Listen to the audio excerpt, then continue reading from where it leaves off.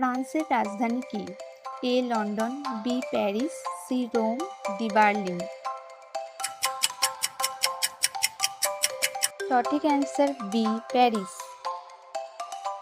পরের প্রশ্ন, কোন গ্রহকে লাল গ্রহ বলা হয়?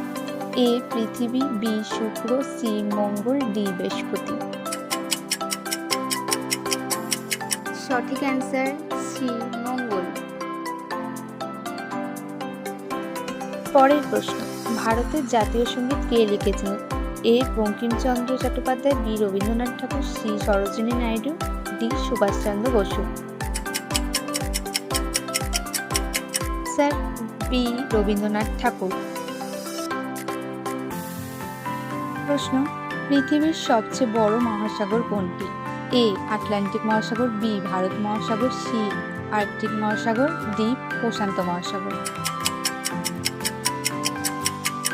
সঠিক অ্যান্সার প্রশান্ত মহাসাগর।